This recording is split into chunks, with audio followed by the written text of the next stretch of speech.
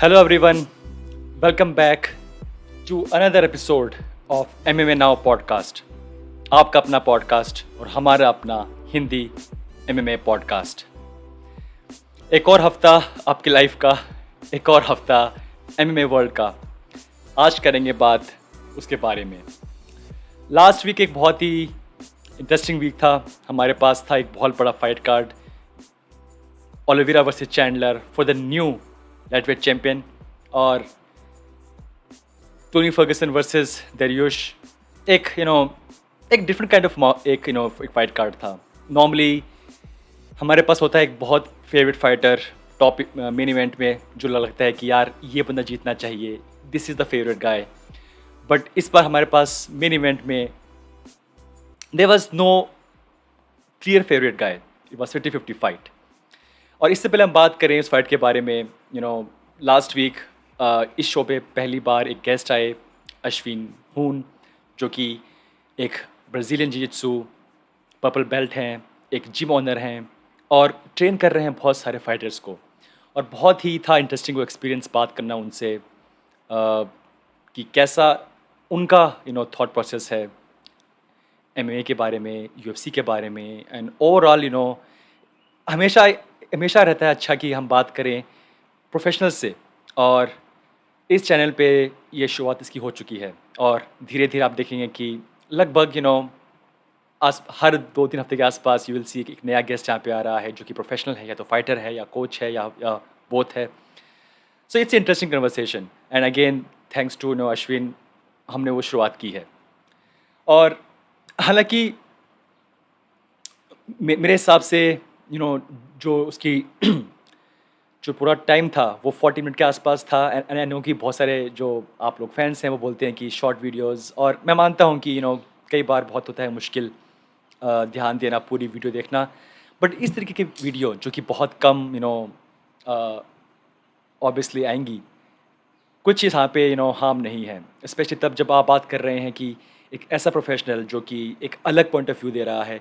And जो हमने बात की regarding UFC, regarding Habib, regarding Tony Fergusson, it was very interesting conversation. So I hope आप में से जिन्होंने वो वीडियो देखी पूरी,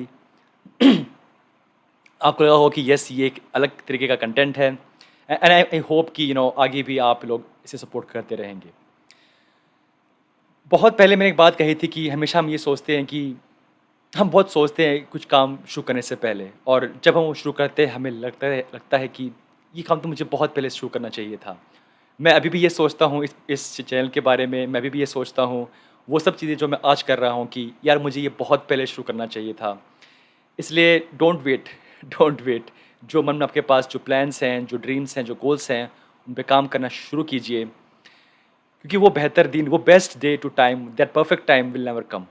वो टाइम कभी नहीं आएगा जब सब चीज़ें आपके लिए आइडियल होंगी। Take the first step and देखिए क्या लगता है आपको। धीरे धीरे आप लगेगा कि एक पहला स्टेप ही बहुत मुश्किल होता है, और एक बार जब वो चलती है आगे गाड़ी तो लगता है कि यस बात बन जाएगी। तो दोस्तों, इन्हीं भावनाओं के साथ करते हैं शुरुआत आज के एपिसोड की। और सबसे पहले बात करते हैं जो सबसे बड़ी न्यूज़ थी लास्ट वीक की, वो था हमारे पास है एक नया champ, new UFC lightweight champ Charles Oliveira. और दोस्तों क्या फाइट। फर्स्ट राउंड में लगा ऐसा कि चैंडलर ने ऑलमोस्ट बाजी मार ली है। चैंडलर ने जो चीज़ें की फर्स्ट राउंड के अंदर और जो चीज़ें चार्ल्स ओलिवेरा ने की, वो अपने आप में बहुत सारे रूल्स हैं, वो ब्रेक करती हैं MMA की। जब ये फाइट ग्राउंड पे गई और चैंडलर ने अपनी बैक जानबूझ के दे दी ओलिवेरा को, वो ओलिवेरा जिनके पास मोस्ट सबमिशंस हैं UFC के अंदर, in that division, may be in UFC, I am not sure, but इतना करेज दिखाना कि आप उनको बैक दे रहे हैं बिकॉज चैंडलर वाज कंफर्टेबल कि yes I know I can defend. First round के अंदर सोच एंड एनर्जी मेरे पास है कि I can defend all kind of submissions, और उन्होंने ऐसा किया। फिर चैंडलर ने अपना दांव खेला, चैंडलर ने हर्ट किया ओलिवेरा को। ओलिवेरा जाते हैं ग्राउंड के ऊपर, फिनिश नहीं कर पाते उनको।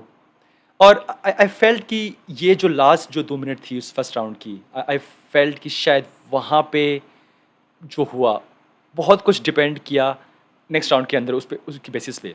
आई फील कि चैंडलर ने को लगा होगा कि हे, यहाँ तो ऑलमोस्ट बाजी मेरी हो गई है। और मेबी चैंडलर को लगा होगा शायद कि ही इज़ हर्ट। जब राउंड 2 स्टार्ट होता है और हम देखते हैं कि जब आगे आ रहे हैं ओलिवेरा, मेबी चैंडलर थॉट कि यस, राउंड 1 का जो डैमेज है वो अभी भी उन पे असर कर रहा होगा। Let me go ahead, let me try. And I feel कि दैट वाज़ ए मिस्टेक। अगर थोड़ा-सा और दिखाते पेशेंस, थोड़ा दूर रहते, इतने पास ना आते, तो शायद ये फाइट और लंबी जाती। लेकिन ये दिखाता है कि कितने स्मार्ट है चार्ल्स ओलिवेरा भी।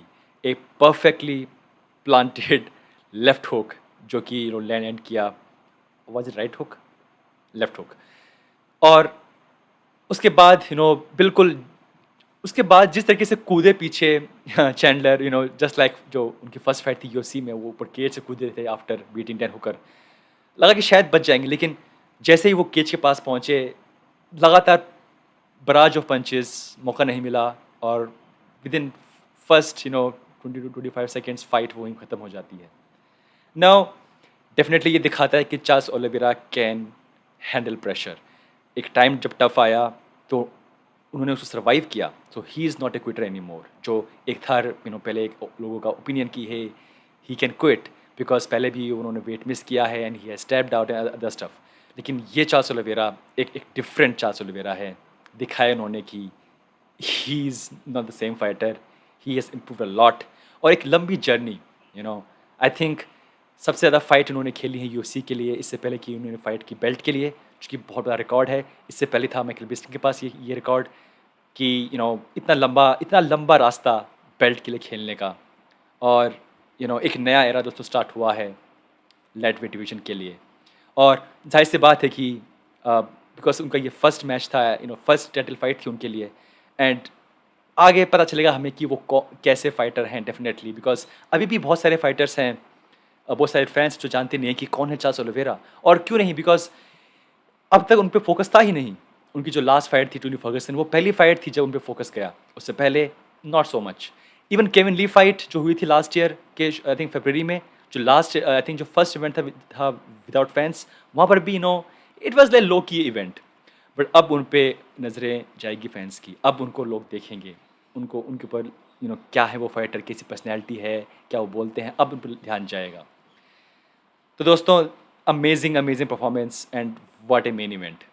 और अगर बात करें ऑब्वियसली चैलेंजर जो कि हार गए माइकल चैंडलर, जिस तरीके से वो आते हैं फाइट के बाद प्रेस कॉन्फ्रेंस में, हालांकि कोई नहीं थी ज़रूरत उनको आने की वहाँ पे, कुड हैव मिस्ड इट कि नहीं मैं नहीं जा रहा प्रेस कॉन्फ्रेंस में, पर वो आते हैं एंड वो बात करते हैं विद रिपोर्टर्स, बताते हैं कि what he is feeling and दिखाता है कि ही इज़ नॉट शाइंग अवे। वो ही नोज़ की गलती हुई है and he will come back.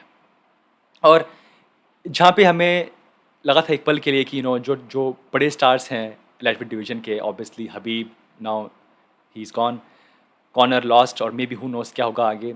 तो उनकी भरपाई के लिए हमारे पास जो ये नई ब्रीड है, not so young but still a new breed, Chandler Oliveira, ये अब आगे बढ़ रहे हैं। हालांकि वो हार गए चैंडलर, बट स्टिल उन्होंने प्रूव किया कि he belongs to this this main event. और क्योंकि जो एक था एक लोगों का ओपिनियन की है चैंडलर एक फाइट खेली है यूसी के लिए, how can you give him title shot. I think वहाँ पे अब जो क्वेश्चन मार्क था वहाँ पे वो अब हट जाएगा, because he could have beaten, he was beating Oliveira in first round. So I think Chandler will come back. और इसके साथ ही जो बाकी जो मैचअप्स हैं जो कि पॉसिबल हैं, चैंडलर वर्सेस गेची, एक बहुत ही एक्साइटिंग फाइट हो सकती है और मेरे अकॉर्डिंग होनी चाहिए नेक्स्ट फाइट यही। एंड उसके अलावा भी बहुत सारे फाइट्स हैं, डेरियुश आगे बढ़ रहे हैं जिस तरीके से आई थिंक लाइटवेट डिवीजन फिर से एक बार लग रहा है कि जब हबीब चले गए थे तो वो it was a big loss, right. Khabib न सिर्फ फैंस के लिए but as level of competition, अगर अगर इतने फैंस ना भी होते हबीब के, but as a competitor he was very tough. और when you have such a dominate fighter, वो चला जाता है तो एक गैप सा बन गया था। बट आई फील कि धीरे धीरे हमें लगेगा कि यस, ये जो नए फाइटर्स आ रहे हैं ये अब हमें करेंगे entertain. So very happy for Oliveira and I think we will see again Chandler very soon, maybe इस साल से एंड होने से पहले पहले ही fight again and who knows maybe against गेची।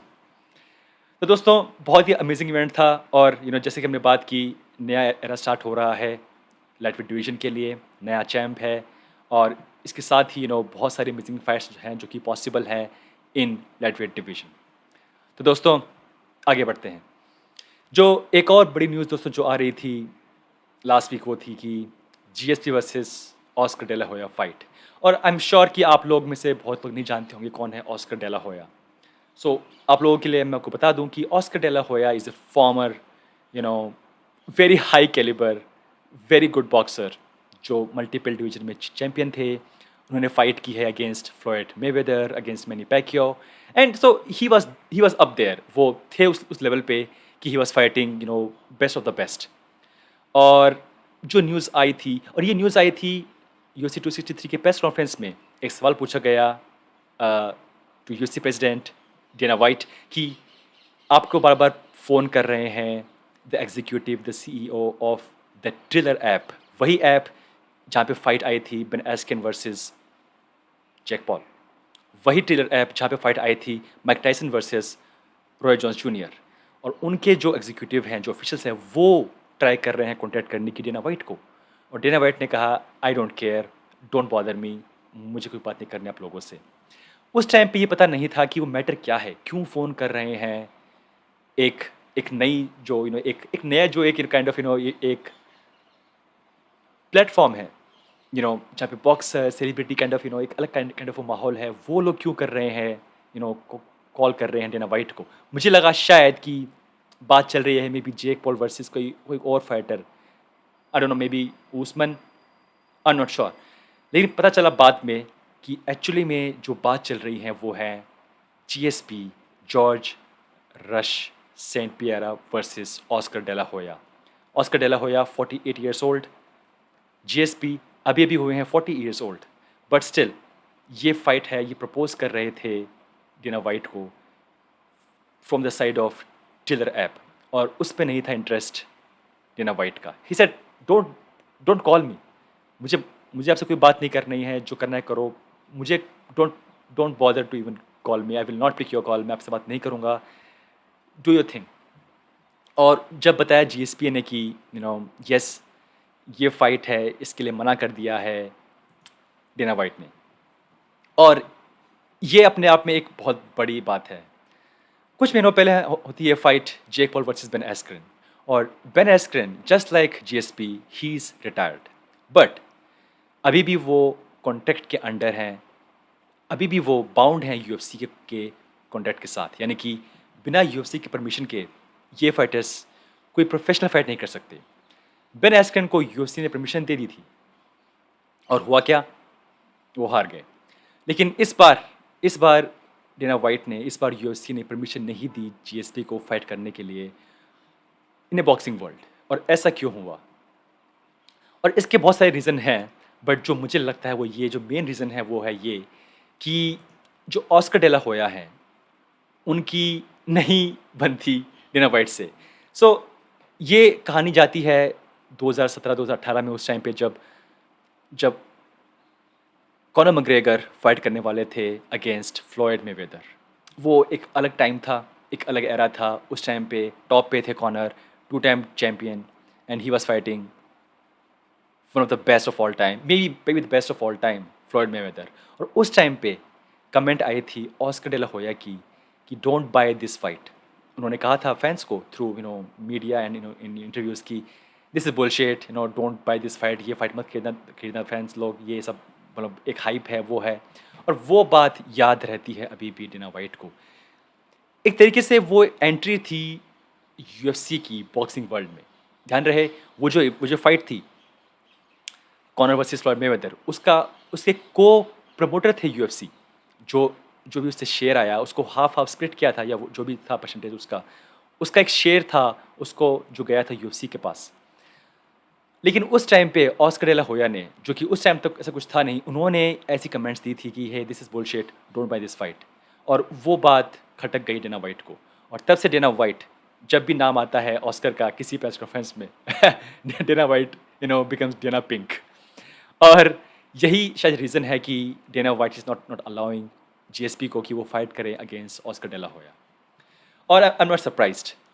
अगर आप देखें from point of view of Dana White, आपके पास एक फॉर्मर फाइटर है जो कि वन ऑफ द बेस्ट है, गोट लिस्ट में वो आता है जीएसपी, और उसको आप अलाउ कर रहे हैं फाइट करने के लिए अगेंस्ट ए बॉक्सिंग गाय। हालांकि an older fighter Oscar De La Hoya 48 years old, but फिर भी अगर वहाँ पे वो हार जाते हैं जीएसपी, सो एक तरीके से इंसल्ट होती है यूएफसी की, राइट? एक तरीके से इंसल्ट होती है एमएमए वर्ल्ड की। और ये हमने देख लिया, हमारा जो पहली फाइट थी जेक पॉल वर्सेस बेन एस्क्रेन की, अब जेक पॉल बोल रहे हैं हे जेना वाइट, व्हाट इज दिस, तुम्हारे पास कोई बंदा है या नहीं है, मतलब। सो अगेन इट्स ऑल, ये सब एक एंटरटेनमेंट है, बिकॉज जेक पॉल जानते हैं कि एक top UFC fighter can kill him in a fight, right? But इसलिए वो स्मार्टली वो पिक कर रहे हैं अपने अपोनेंट्स को। उन्होंने पिक किया बेन एस्कन को, क्यों? क्योंकि Ben Askren is not a striker, और अब मे बी ही वॉज, सो अब उसी वो एक अगेन, सो ये जो एक नया खुला है platform, boxing fight between celebrities, YouTuber versus retired MMA fighters, ताकि अभी भी जो भी क्या यूसी ने किया है फॉर बेन एस्कन, फॉर जीएसपी, नाम अभी भी जुड़ा हुआ है यूएफसी का जीएसपी के साथ, नाम अभी भी जुड़ा हुआ था यूएफसी का बेन एस्कन के साथ। तो एक तरीके से जो ब्रांड यूएफसी है उस पर चोट लगती है अगर फाइटर वो हार जाते हैं, चाहे वो एक्स फाइटर हो, चाहे वो नहीं एक्टिव नहीं हो, फिर भी समहाउ वो अभी भी लिंक्ड हैं डेना वाइट से, और डेना वाइट नहीं चाहते कि फिर से ऐसा कुछ हो। और एक और यहाँ पे जो बात है वो शायद ये है कि डेना वाइट और जीएसटी की जो what ever they have their equation is very complex. ध्यान रहे, जीएसपी ने 2 बार यूएफसी को बीच में झुला दिया था। और ऐसा क्यों हुआ?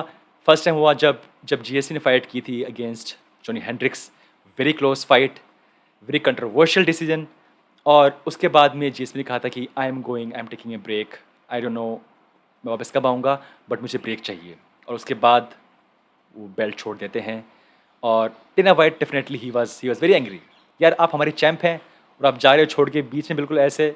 और सो उस टाइम पे एक बहुत बड़ी बात थी, क्योंकि उस टाइम पे GSP was one of the biggest star for UFC.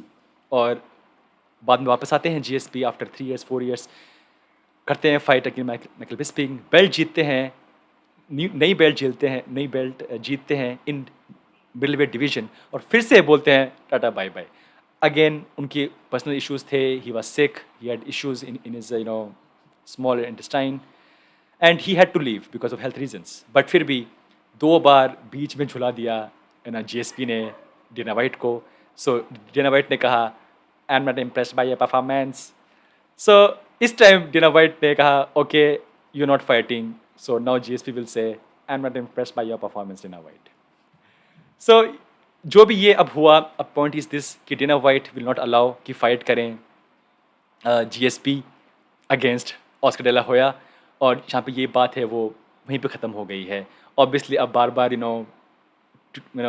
परेशान कर रहे हैं ऑस्कर डे ला होया डेना वाइट को कि fight me Dana White then I will fight GSP and all, but ऐसा होगा नहीं, अब जानते हैं क्या होगा।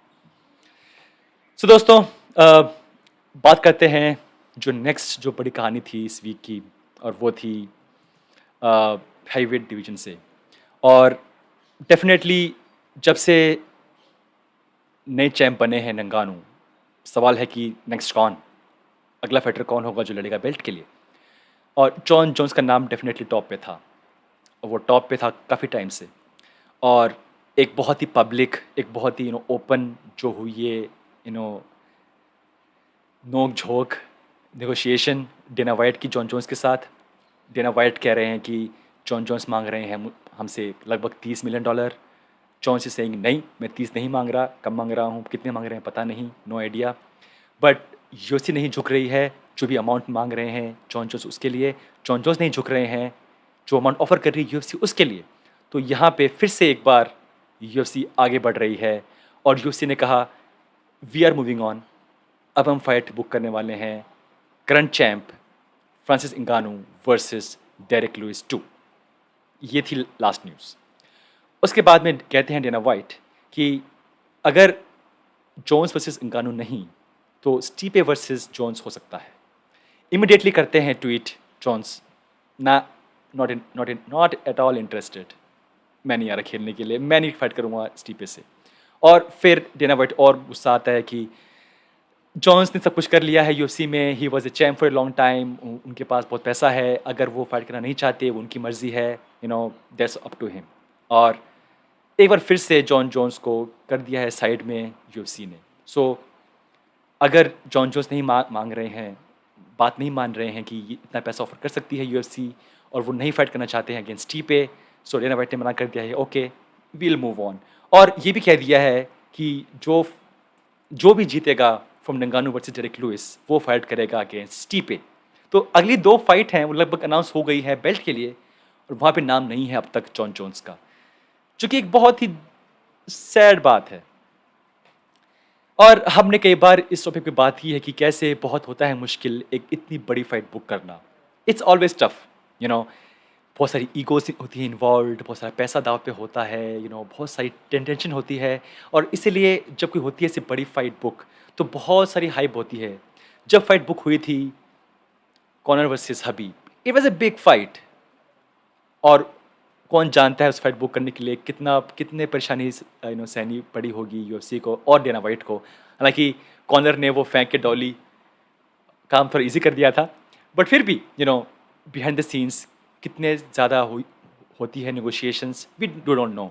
और इस फाइट के लिए, जोन्स वर्सेस फ्रांसिस फाइट के लिए, तो बहुत ओपन हो गया है कि बहुत मुश्किल है इतनी बड़ी फाइट बुक करना, जब एक फाइटर है जो कि नहीं मान रहा है, ओपनली कह रहा है कि हे मुझे पैसा चाहिए, ज़्यादा पैसा चाहिए, I am your best guy, और यूसी कह रही है नहीं, this is what we can offer.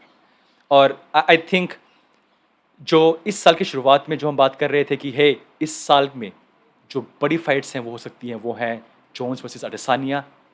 वो अब शायद जब से हारे हैं अडेसानिया वहाँ पे, तो वो फाइट तो अब चली गई है, बिकॉज अगर जीते अडेसानिया इन लाइटवेट डिवीजन, अगर वो बनते चैंप, तब ये फाइट होती, डेफिनेटली होती, और बहुत जल्द होती, तो वो फाइट कैंसिल हो गई डेफिनेटली। और ये जो बड़ी फाइट थी जोन्स वर्सेस इंगानू, जोन्स का डेब्यू हैवीवेट डिवीजन में, जो कि अपने आप में बहुत ही बड़ी फाइट है, वो फाइट भी अब मुझे लग रहा है कि अब इस साल होना बहुत ही मुश्किल है, और जो कि बहुत ही सैड बात है। इस साल की सबसे बड़ी फाइट जो हो सकती थी, वो 2 बड़ी फाइट अब शायद नहीं होगी, और यही शायद सच्चाई है। और जॉन जोन्स भी अब कह रहे हैं कि okay, I am not chasing, मैं किसी को पीछे नहीं पड़ रहा, ठीक है, what ever it is, I am good, ठीक है, आगे बढ़ो आप। और शायद यूएफसी पे अब आगे बढ़ रही है। सो दोस्तों, ये था हैवी वेट अपडेट, जो कि अपने आप में एक बिटर स्वीट है। हैप्पी फॉर स्टीव पे कि वो अब खेलेंगे फिर से बेल्ट के लिए, बट जोन्स एक ऐसा फाइटर जो कि इतना गिफ्टेड है, गोट लिस्ट में आता है, और वो ऐसे बाहर बैठा है, वेट कर रहा है एक एक बड़ी फाइट के लिए।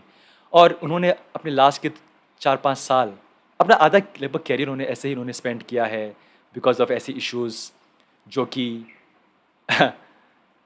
उस फाइटिंग केज के बाहर हो रहे हैं। ऑब्वियसली उनके ड्रग टेस्ट फेलियर इश्यूज़, उनके court issues, hit and run case.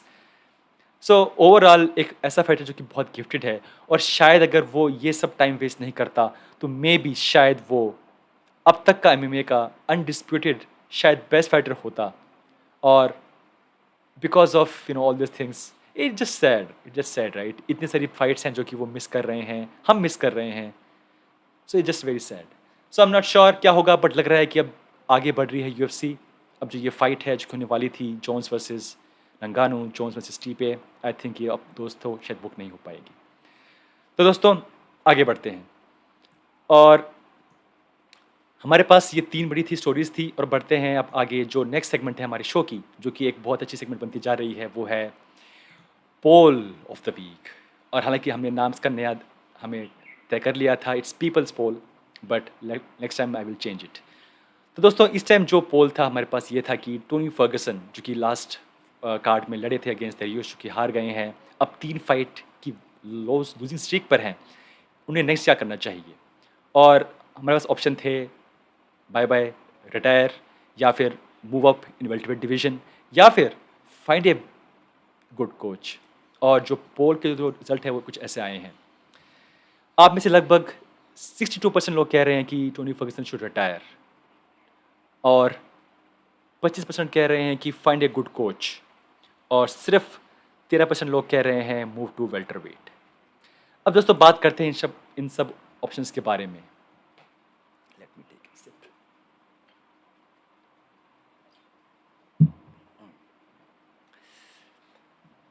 Again Tony Ferguson को हारते हुए देखना एज ए फाइट फैन बहुत मुश्किल है, यू नो, चाहे वो कैसे भी हों, but he is a UFC legend.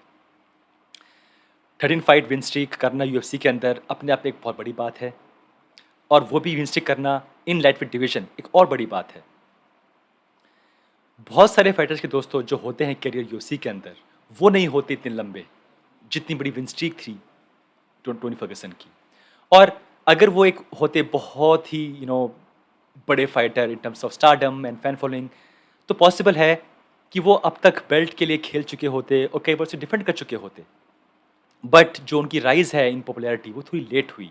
I feel कि Tony Fergusson was a fan favourite, लेकिन वो ज़्यादा फेवरेट तब हुए जब पहली बार जब वो फाइट की उन्होंने against Anthony Pettis. I think वो जो फाइट थी, आई फील की वो जो माहौल था, that fight made Tony Fergusson a big fan favourite. और उससे पहले ही वॉज जस्ट ए या Tony Fergusson good guy, good fighter, but because जब फाइट बुक होती है टोनी फर्गसन वर्सेस हबीब, टोनी फर्गसन हो जाते हैं इंजर्ड।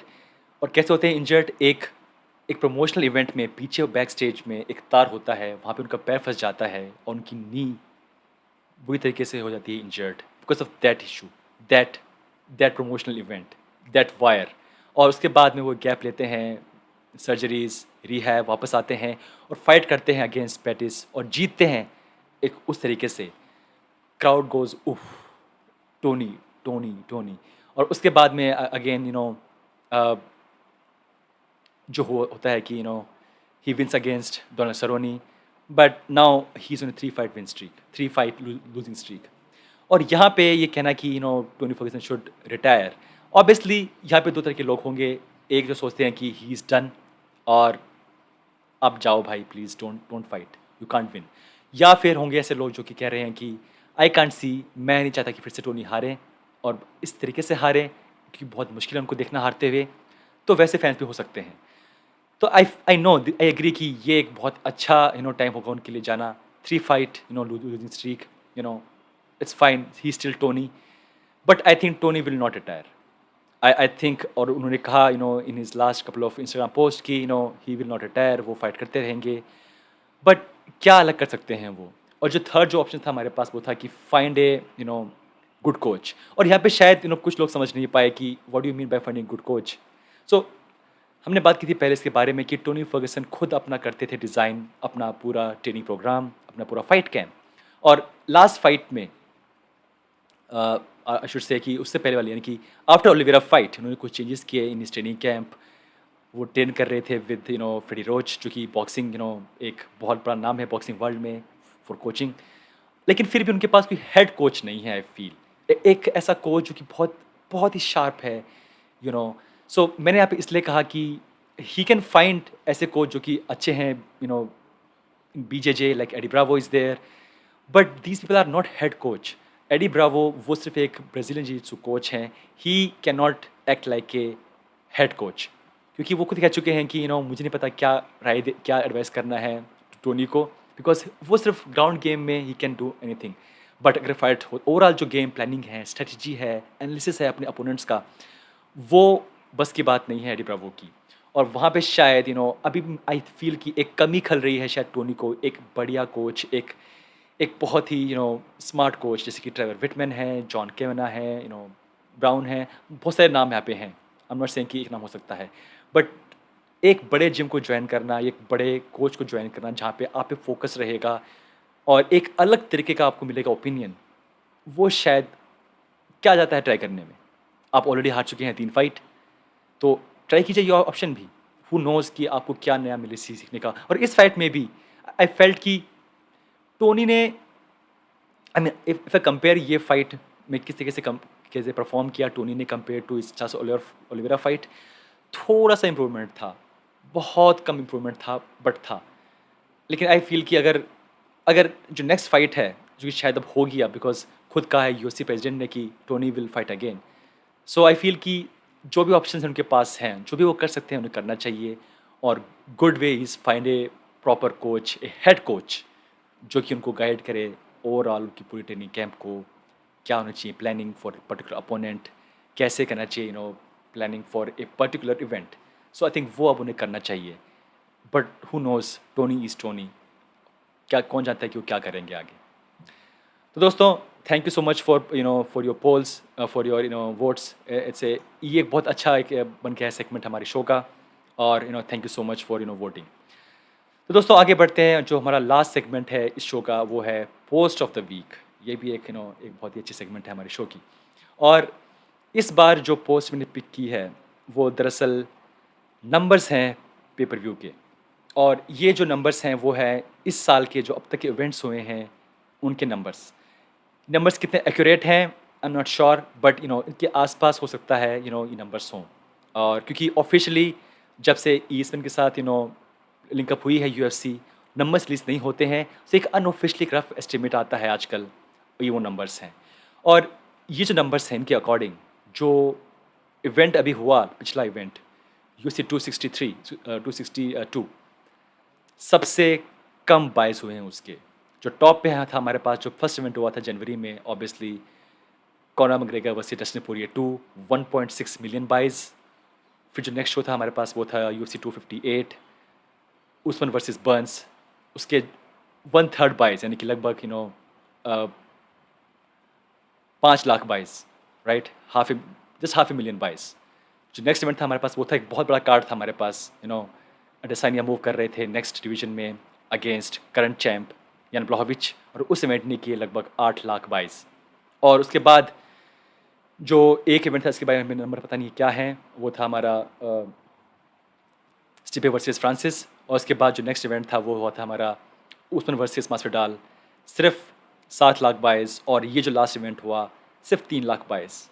तो यहाँ पे ये बात साफ है कि एक बड़े स्टार की कमी खली इस लास्ट इवेंट को, राइट। हमारे पास इस कार्ड पे डेफिनेटली जो फाइट बुक हुई थी वो थी Nate Diaz versus Leon Edwards. और उसका लॉजिक यही था मेरे अकॉर्डिंग कि हमारे इस कार्ड पे एक बड़ा नाम नहीं है। सो ऐसे एक बड़ा नाम रखा जाए, Nate Diaz, he is again, अगर वो होते इस फाइट कार्ड में मे बी नंबर से उससे और अच्छे होते। बट क्योंकि यहाँ पे एक बड़ा नाम नहीं था, Tony Fergusson again fan favourite but not a very big star. और आई थिंक इसलिए शायद ये जो नंबर्स हैं वो इतने कम हुए for this last pay per view UC 262। But again because जो दोनों फाइटर्स थे मेन इवेंट में वो बहुत नए हैं कंपेरेटिवली फॉर फैंस। ओलिवेरा हालांकि बहुत टाइम से खेल रहे हैं बट फैंस उनको अब जान रहे हैं, राइट। वो इससे पहले कभी आए नहीं थे खेलने के लिए मेन इवेंट में इस लेवल पे। सो उनके लिए शायद ये एक पहला प्लेटफॉर्म था। और फैंस अभी भी शायद नहीं जानते होंगे कौन है ओलिवेरा, अब शायद जानते होंगे बट इससे पहले नहीं। सो एंड चैंडलर डेफिनेटली उनकी सेकंड फाइट है, एक नया नाम है यूएफसी के अंदर वो। सो ओवरऑल जो मेन इवेंट था वहाँ पे जो कम जाने माने नाम थे, और शायद इसीलिए शायद इस इवेंट ने इतने कम बाइस किए। बट अगेन यही कहानी होती है यूएफसी के अंदर, आपके पास बड़ा जो स्टार है वो है तो नंबर्स जाते हैं बहुत अच्छे। और आई थिंक ये दिखाता है कि किस तरीके से अभी भी कॉनर मैकग्रेगर 1.6 मिलियन बाइस जो अब तक के हाईएस्ट हैं, लगभग half year is gone, right, आधा साल पूरा चला गया है। और उसके बाद भी अभी भी हाईएस्ट नंबर्स हैं वो किए हैं कॉनर ने वर्सेस डस्टिन पोरिये। और आई एम श्योर कि जो नेक्स्ट इवेंट होगा, आई मीन टू से जो नेक्स्ट इवेंट होगा जहाँ पे कॉनर आएंगे, नंबर शायद इतने अच्छे ना हो but it will be a good number. But again it's not a bad thing कि नंबर्स बहुत कम है लास्ट इवेंट के लिए, बिकॉज लाइक आई सेड कि दो नए फाइटर्स हैं, थोड़ा और टाइम दीजिए। ये खासकर चैंडलर, ओलिवेरा, अब तो चैम्प बन गए हैं Oliveira, so slowly he become a well known name. But yes मैं थोड़ा सा सरप्राइज हुआ कि यहाँ पे इतने कम बाइज हैं इस इवेंट के लिए। बट दोस्तों एनीवे कोई बात नहीं।